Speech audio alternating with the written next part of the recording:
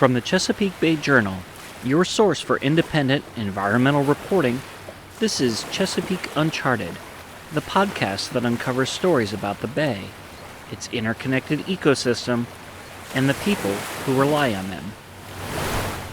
I'm Jeremy Cox.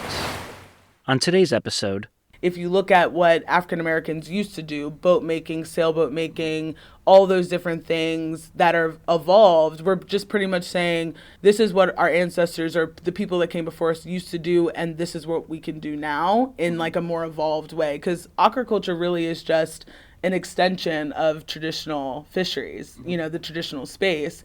Oysters are a major part of the identity of the Chesapeake Bay.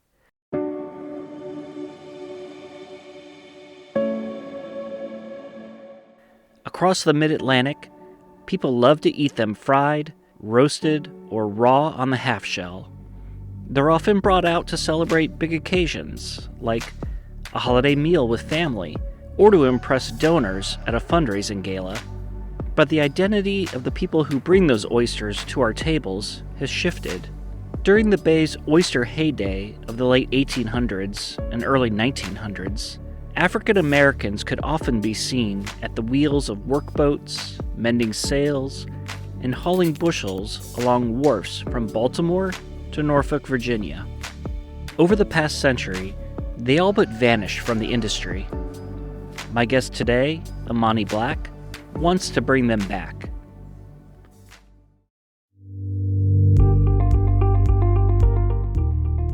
Welcome to Season 3 of Chesapeake Uncharted. This time, our team here at the Bay Journal is interested in hearing from a younger generation of Bay leaders, the people who weren't born when the Chesapeake Bay cleanup formally began 40 years ago. With the Bay restoration facing a 2025 deadline to hit its current set of cleanup goals, this felt like a good time to go searching for some inspiration. Each episode spotlights one of these wave makers. Imani Black founded Minorities in Aquaculture in 2020. In doing so, she set out to help people of color, especially women of color, enter the growing field of aquaculture. Aquaculture is the technical name for fish farming, or, in this case, oyster farming. This is a story about a sea change in an industry, a way of life. But it's also a story about the power of one person trying to make a difference. We'll hear more from Imani after this quick break.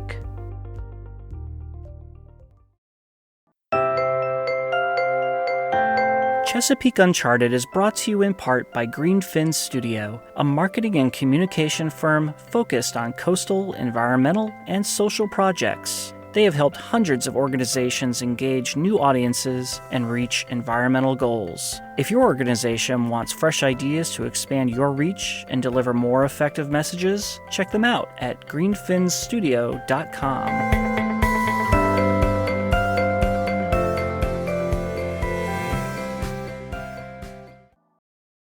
Hello again. On today's episode of Chesapeake Uncharted, we're listening to my interview with Imani Black, founder of Minorities in Aquaculture. In just a few short years, the group has attracted more than 200 members, and the group has raised hundreds of thousands of dollars to support mini-grants and internships for women interested in aquaculture careers in the Bay region and beyond. When she's not doing her nonprofit work, Black is working on her master's thesis, which is about telling the story of African Americans who worked on the Bay in its past and its present. Our interview took place on Maryland's eastern shore at the Horn Point Labs oyster hatchery run by the University of Maryland. There, Black is pursuing her master's degree in environmental science. At the hatchery, researchers breed oysters and raise their young. Once they're big enough, they're taken by boat to a brackish river and poured overboard. These oysters aren't for eating. Rather, the hope is that they form new oyster reefs that provide water quality benefits. The hatchery, the largest on the entire east coast of the United States, also raises larvae for private aquaculture operations. My visit begins with Imani showing me around the hatchery. I've been here before, but it's been a minute. One of the stops is the room where adult oysters, used for breeding, are kept in what look like shallow bathtubs. There is a constant flow of running water in the background. Technicians regulate the water temperature to control the timing of the spawning. These are the adult oysters. So these are where they get what we call conditions. So we will bring them in the beginning of the year, and then we'll bring them in here and we'll kind of raise the temperature and trick them into making them think it's summertime. And then they'll start packing on the gametes and the egg and the sperm so that they're ready to spawn. And then once they get to a good conditioning spot, then we chill them and we drop the temperature down to like winter conditions level. So if you feel it's not warm, it's not cold either, but yeah. Black leads me outside, down by the edge of the Choptank River. Before me is something I must have missed from my last visit. One after another, there are metal cages standing about chest high, each filled to the brim with gleaming white oyster shells. What are we looking at? These are the setting cages and setting shells at Horn Point for their setting tanks. So this is where the kind of final stage of the process sort of happens, where they bring larvae out to these shells once they get into the tanks. That's where the oyster larvae set on these shells and then become mini oyster reefs that go out into the Chesapeake Bay. So the oysters that we eat, the shells are then recycled to be used to make more oysters then? Yeah, absolutely. Did I mention that Imani has a great sense of humor? I lower my microphone to the shells and start to swish them around with my hand. They make a great sound. Little ASMR. We should do that. We should do oyster ASMR. Oh man, TikTok will go nuts. I know. Oh my God, I just found how I'm gonna just like shoot off into the TikTok stratosphere. They only make a noise when they're dead. That's how you figure out if they're dead or alive. You hit two ones together, and if it's hollow sound, yep, that's a dead one. Back inside, Black and I settled into a conference room. From there, our conversation traced from her days fishing in the Bay watershed as a child to her present-day work supporting diversity in the region's seafood workforce. So, what's your Chesapeake Bay origin story? How did you fall in love with it? Yeah, well, I think just growing up on the Eastern Shore and being in a coastal community, a lot of my childhood activities were around the water or seafood or something like that. My family used to go fishing every Sunday together. My dad is still into fishing, so I grew up in that space, but got really interested in Chesapeake Bay restoration when I was 7, actually at a science camp here at Horn Point. And that's really where I fell in love with the Chesapeake Bay and just really started to understand, like, one, this is like something that I might want to do as a career, working outside, but then also just understanding how important that restoration was. You went to Old Dominion University, Mm-hmm. and you graduated from there. Where did you go from there? So from Old Dominion, I graduated in 2016, and so right from there, pretty much, I became a oyster aquaculture training intern at Virginia Institute of Marine Science, which is another hub for oyster aquaculture. That was really my first introduction into the hatchery space. And oyster aquaculture, kind of like that deep dive. So we did the hatchery side, we did the research side, we did the microalgae side, we did the farm side. So it was kind of all of it comprised. And then from there, I got into my first oyster farming job in Matthews, Virginia. What was the moment when you said, that's the job for me? I had an internship with the Chesapeake Bay Foundation in Virginia in their oyster restoration team the summer before VIMS, and that was one of the best jobs that I've ever had, still to this day. It was Jackie Shannon was running the team. She's a huge name down in the Virginia Chesapeake Bay Foundation kind of era. Yeah, it was, just a team full of women that were, could just do it all. We were fixing boats, we were putting oysters out, we were talking to the community, and we just had a really great time. And I just remember that first day, I was covered in oyster mud after like putting a bunch of oysters out. And I just remember being like, oh yeah, I think that I found what I really, really love to do. Oh, that's awesome. How did you end up deciding to come back to college and getting a graduate degree? Oh yeah, that was like not a part of the plan, if I'm being completely honest. That was just something, 2020, like I said, I've been working for another privately owned shellfish hatchery in Maryland on the Eastern Shore for about 2.5 years, so from 2018 to 2020. And unexpectedly lost my job in 2020. And so that was a really pivotal moment in my life where a lot of things were swirling already kind of at the top of that year. It was already a weird year to start even before COVID really jumped off. But like, I just started to feel like I was reflecting a lot on my career and just the things that I had experienced and that I had just really loved about my career, but also as like being the only woman most of the times on a farm. And just, reflecting on just my experience and where I was in life. And then, lost my job in 2020. And that was right when the Black Lives Matter movement really started to kind of get off the ground. And that really affected me as a person of color. So it was like I was really asking myself, like, was the career that, like, I was already set on dedicating my life to, did I really feel like it was safe? Did I really feel like it was inclusive? Did I really feel like I felt, it was like I had to do a gauge with myself of like, how many times have I ever felt unsafe more than safe? And it was like, I felt more unsafe in a lot of spaces than I felt safe in. And so, that's really when I kind of just started to think about those things and really sort of kind of came up with Minorities in Aquaculture. Could you expand more on that? What it's like to be a woman and a person of color? Why do you feel like you felt more unsafe than safe in this space? Yeah, I think for me, and I can only speak from like my experience, right? But for me, there was like this conflicting moment where like I realized it didn't really matter like what skin color I was majority of the time. It only mattered that I was a female. More times than not.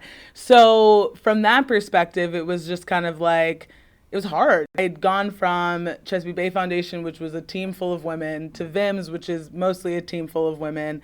And I just didn't really realize that like the commercial end was not like that. And when I jumped into it, I was like, I was the only woman out of like 25 guys on an oyster farm, besides, the owner's wife that was the secretary up in the office all day. So that was a challenge. And that was definitely another pivotal role or like year in my life where I really had to learn how to kind of survive in that atmosphere and really, kind of dig my heels in and be like, no, I'm here and I can do this and kind of all the things. And so I think that that just kind of continued throughout my career. And, obviously then, some things changed where like racial microaggressions then started to come in and things like that. So it was kind of like a swirl of things that I don't think I really realized until I started Minorities in Aquaculture and kind of started thinking about that, like how much all of that stuff had actually happened and how much that had impacted me. Like I said, you're wearing this shirt today. Have to represent. What is your goal there with Minorities in Aquaculture? Yeah, so Minorities in Aquaculture, I started in 2020. I got let go from my oyster job in May, and we were official 501c3 by July. So originally it just started with, I just wanted to find other women of color that were in my space. I had never worked with another woman of color that was in a leadership role, that owned a farm or was a hatchery manager or anything like that. Mm-hmm. And I started asking people who they knew that was a person of color in that role, and no one could give me an answer. So it was kind of a quest to find women of color and find other people of color that were doing what I was doing, just to kind of have that community. And then, it just sort of exploded from there. And so now the more I learn and just like the more I get into really developing minorities in aquaculture, now we're really the bridge between underrepresented demographics and the workforce development of aquaculture. really going to them and giving them the resources to be viable employees for the aquaculture industry that are skilled, that are knowledgeable, that are like ready to come and impact and be long-term stewards of aquaculture. So you're a 501c3. What exactly are you all doing then? Our two biggest programs right now are our internship program, which is a fully funded internship program for women of color. So right now we're kind of taking the smaller chunk out of the underrepresented demographic group to other people that have the shared experience of being a woman of color in our spaces. And so that's where we're starting our connection from. So our internship program is an 8-week summer internship program where we're partnering with oyster farms all over the country, institutions that are doing aquaculture research, kind of any institution or facility that's doing any sector of aquaculture, and we are matching them with viable interns. Specifically for women of color, then? Right now, yeah. So right now our engagement is that approach in our internship program, but then we have another program called Minorities on Course that really brings in kind of the social side of active minority engagement. That was really kind of kicked off from, where we are in the Chesapeake Bay of looking at the African-American involvement in the maritime occupations and industry and kind of the commercial fishing industry, and just seeing kind of the history where, we were one of the most prominent demographics, back in the day, to now only having 12 or very few active Black commercial captains that are working in commercial fisheries or doing something occupational. And so that program is paying for people to get their 100-ton captain's license, giving them the support to get through that course, the sea time, the education, all of that, and really, preserving the Black legacy. You're using the term minorities, so is it just for African American, or is it anyone who falls under that umbrella minority? Yeah, so I think that for me, I've had to, I really think about the definition of minorities a little bit different than most people because, some people in my community don't like the word minorities because it, automatically puts us kind of in that like bottom. You're othered, right? And so for me, I've had to, in understanding that and respecting that, I've been talking about the definition of minorities for MI specifically a little differently, where I know DI is a trigger warning in a lot of conversations, you know what I mean? But we stand on that pillar, but we're also about diversification of skill, diversification of ideas and knowledge. For us, it's the underrepresented demographics of aquaculture specifically. So women in general are an underrepresented group. Women of color, obviously, double minority. Men of color, LGBTQI+, disabilities, prison reform. It's kind of all the things that are specific to aquaculture that we're trying to like really bring into that space now. Let's take a quick break here. You're listening to Chesapeake Uncharted.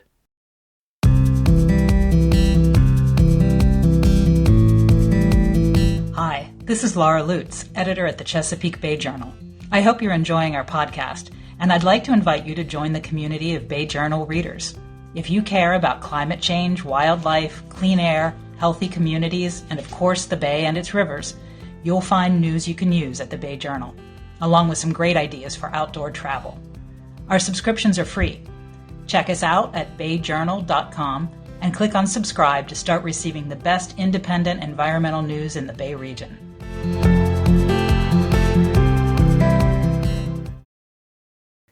Welcome back. Today I'm speaking with Imani Black, founder of the nonprofit organization Minorities in Aquaculture. We've been talking about her personal journey. Now the conversation shifts to where she fits in the larger context of the Chesapeake Bay's seafood industry. I can't believe I've waited this long. Tell me about your master's thesis. So like I was talking about with Minorities on Course, that cultural piece, that's what my thesis is focused on. It's more ecological anthropology, which is a little unusual for Horn Point because everyone's very science and lab Right. based. You're supposed to be finding out what water temperature is the ideal, right? Yeah. And you're coming in, I'm going to do a social. Yeah, exactly. But, they've been, my advisor, Matt Gray, he's an oyster ecologist. He's not an anthropologist at all. So I have another anthropology advisor from University of Maryland. And so, yeah, my overall thesis is looking at the historic involvement of African Americans in Chesapeake Bay commercial fisheries, because that story's been hot these last couple of years. A lot of people want to write about it, which I love. I love the presence. I love the spotlight on it. But for me, there hasn't been a recent kind of write-up or kind of any publication from the words and kind of, experiences of Black captains written by an African-American person, written by someone in our community telling the story of our community. How ubiquitous were Black folks in the seafood industry here in Chesapeake Bay, and when was this? So this was spanned through decades and generations. So really, indigenous people were the first to ever be a part of the commercial fishing industry, really kind of building those blocks of the, eating shellfish as a diet and fish and things like that. And then enslaved Africans came in the 1860s, and that's when they first started, because really living by the water was not a hot commodity like it is now.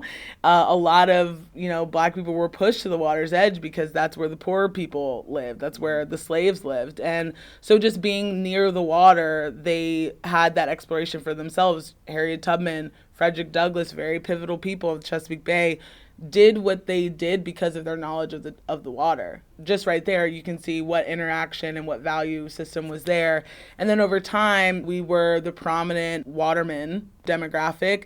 And then as the Industrial Revolution came, but all these other kind of like social things, obviously Jim Crow and racism and things like that, there was a ton of different laws and policies of just that prohibited Black people from being captains or doing all these other things. So that's what I'm trying to figure out what the domino effects were, but they were very pivotal in the evolution of commercial fisheries in the Chesapeake Bay. But really, we wouldn't have Chesapeake Bay commercial fisheries without them. And a lot of the innovations that we still use, a lot of the same practices that we still use are from those African Americans before. So it sounds like you're putting together a really rich story of not just the history, but the present.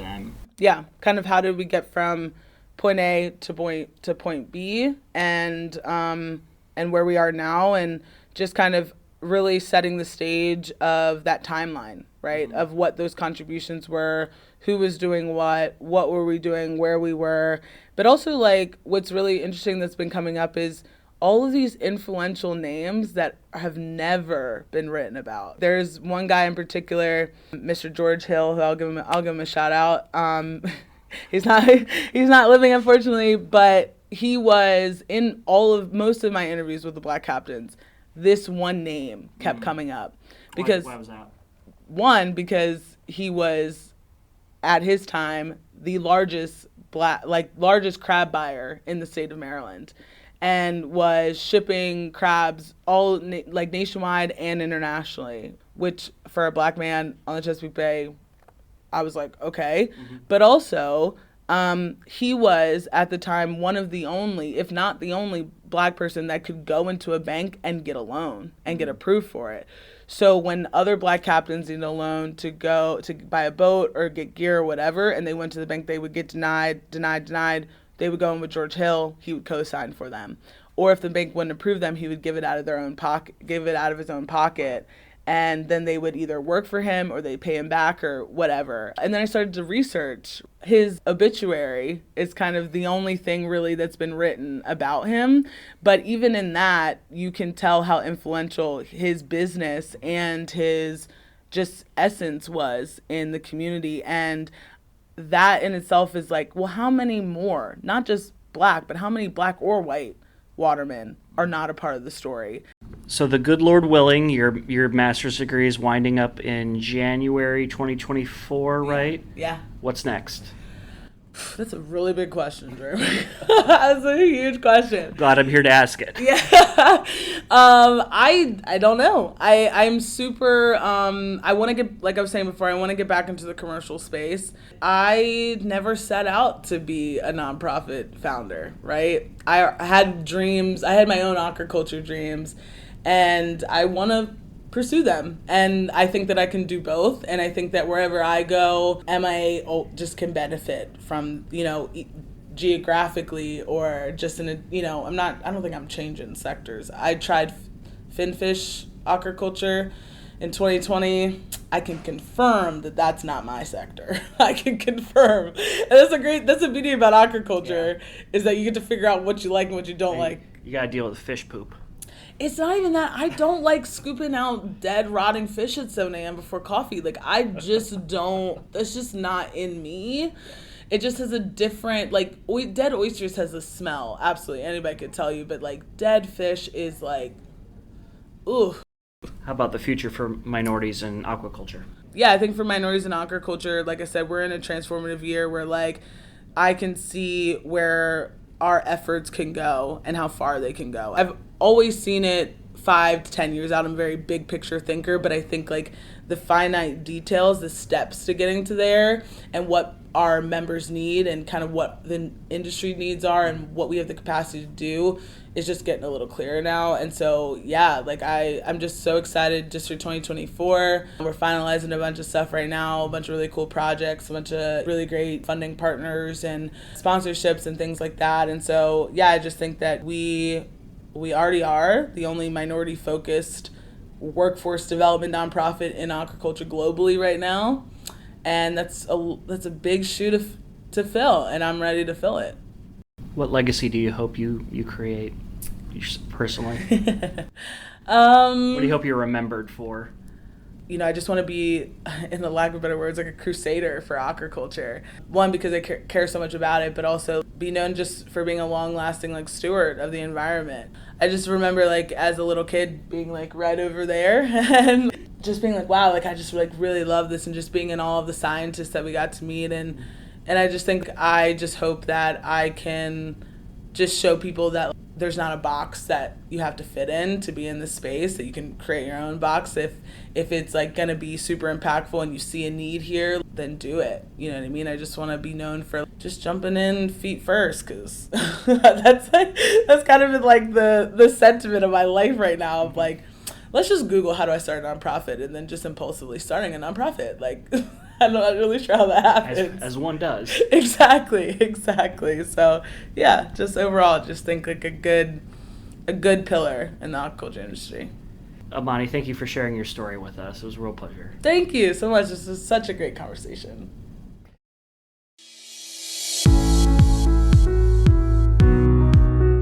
Greenfin Studio combines creative design, strategic marketing, and scientific expertise to deliver for our clients. Visit greenfinstudio.com to view their portfolio and ask them how they can help you. Chesapeake Uncharted is brought to you by the Bay Journal, your source for independent environmental news in the Chesapeake region. Production for this episode was by me, Jeremy Cox. The story was edited by Laura Lutz. Our marketing and advertising director is Jackie Kane. You can find more episodes of Chesapeake Uncharted on your favorite streaming service or at ChesapeakeUncharted.com. If you like what you're hearing, sign up for a free Bay Journal news subscription at BayJournal.com.